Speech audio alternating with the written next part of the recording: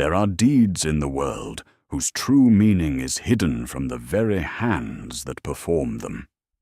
Men think they are doing one thing, while above them and beneath them, beyond the counsels of princes and the laughter of soldiers, another thing altogether is being wrought. So it was in the last hours of the Lord Jesus, when the might of Rome and the malice of Jerusalem met upon a single victim, and neither knew that they stood within the shadow of a throne. When Pilate had yielded him over, and the will of Rome had settled upon him like iron, the soldiers led Jesus within the court, where Roman power sat in stone and iron, and there the hidden coronation began. They called together the whole band, hard men of the spear and the lash, men who had looked on many dying faces and had forgotten them all. To them he seemed but another broken son of Judah, one more fool cast up against the strength of Caesar. Yet in that hour they stood about a mystery too great for their empire. For he whom they ringed in scorn was lord of their breath, and held in silence the doom of every throne of men. Because they would have sport, they arrayed him as a king. Upon his shoulders they cast the mantle of rule. About his brow they twisted a cruel crown from the thorn. Into his hand they set a reed, a frail staff for a mummer's court. Then they bent the knee before him, with laughter in their mouths, and cried, "Hail, King of the Jews!" They rose and smote him. They spat upon him. They bowed again, and their mock homage went round him in bitter order, vesting, crowning, sceptre, and acclamation, all performed in jest, yet all falling with dreadful fitness upon the rightful king. Rome meant only mockery, yet mockery itself was made to serve a higher right. They thought they were dressing a fool for laughter. In truth, they were, with unclean hands, enacting the first dark movements of his enthronement. And Christ, silent in the midst of them, received not their faith, but the signs of his office. When they had wearied of their sport, they stripped him of the mantle, and clothed him once more in his own garments, and led him out to be crucified. So the dark procession passed forth from the hall of judgment into the streets of the city. The soldiers went with him. The crowd gathered, eyes turned, feet followed. Jerusalem watched, yet did not know that a greater triumph than Rome had ever dreamed was moving through its ways. No trumpets sounded, no laurel leaves adorned the victor, only a crown of thorns. Yet the true king went to his lifting up, and the road of shame became the road of his exaltation. They came at last to Golgotha, the place of a skull, a grim height fit, so men thought, only for shame, warning, and the public wasting of condemned lives. Yet there the procession found not his ruin, but the high place of his hidden reign. They offered him wine mingled with myrrh, but he would not take it. He would not meet the hour in haze or dimness. He would drink no gentling draught. Clear-eyed and steadfast, he would enter the full bitterness appointed him. For kingship of this order was not to be seized by force, nor escaped by relief, but borne in obedience to the uttermost. Then they crucified him.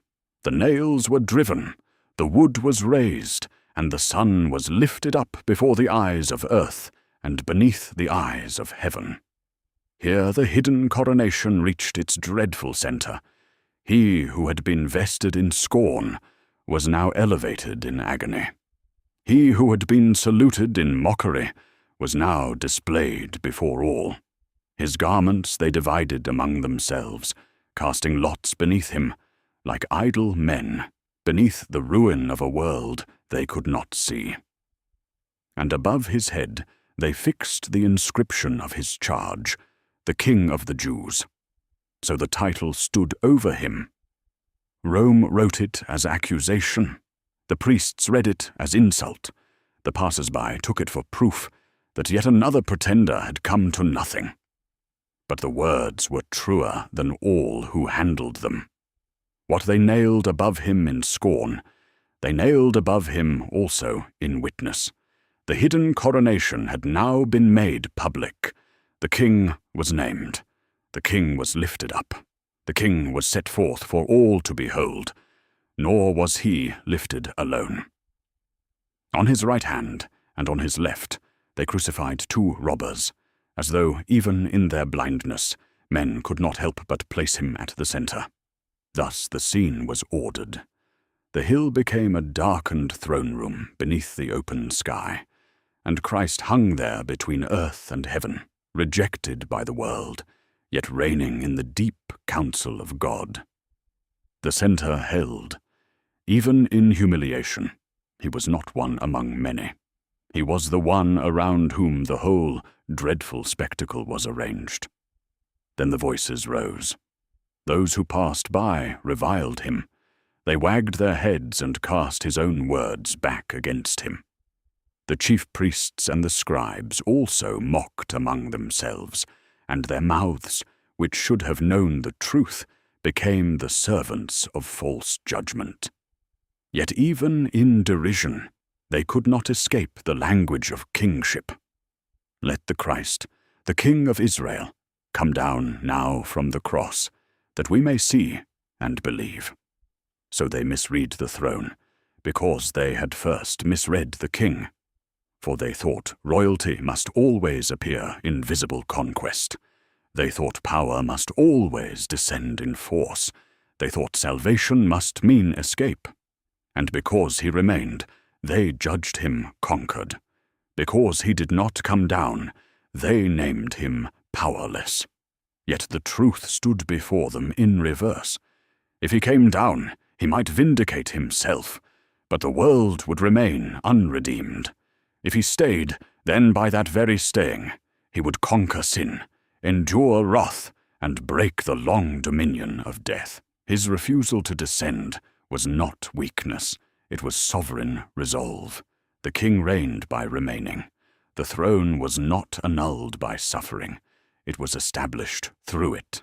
So the hidden coronation continued. The court had crowned him. The street had borne him. The hill had raised him. The title had named him. The mockers had gathered round his throne with all the blindness of fallen men.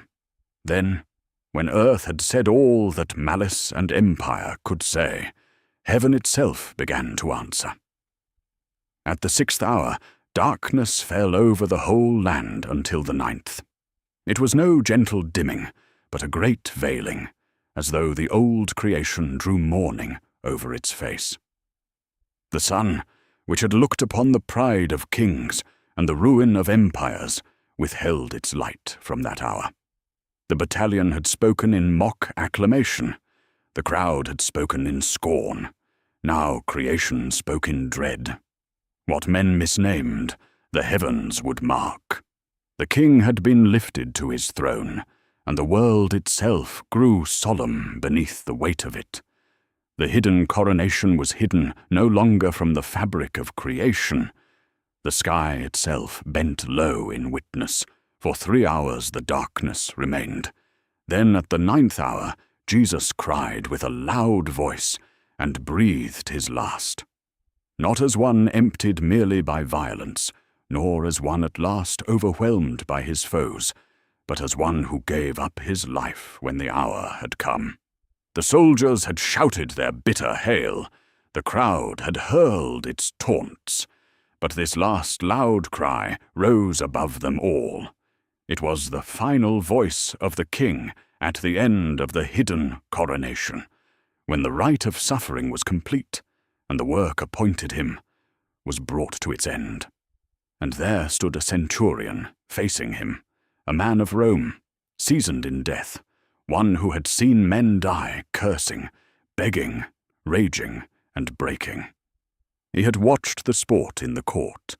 He had watched the procession to the hill. He had watched the long lifting up. He had seen the darkness. He had heard the cry. And when he saw the manner in which Jesus breathed his last, the truth, hidden from so many wiser mouths, broke at last into plain speech. Truly this man was the Son of God. So the hidden coronation stood revealed. The soldiers had vested him, crowned him, armed him with a reed, and saluted him in scorn. The city had watched him pass in dark procession. The hill had received him and lifted him high. The title had named him. The mockers had circled his throne with derision. Then heaven had answered by darkness, by the great cry, by the rending of the veil, and at last by the confession drawn from the lips of a pagan servant of empire. Men thought they were shaming a failed king. In truth, they were present at the enthronement of the Son. Thus the cross was not the end of his claim, but the place where it was unveiled in blood and sorrow and terrible majesty. There the king did not cease to reign. There he came into his reign through suffering. There he did not save himself, that he might save others. And there, in the place where earth gave him thorns and nails and scorn, heaven marked him out before the world as the true and everlasting King.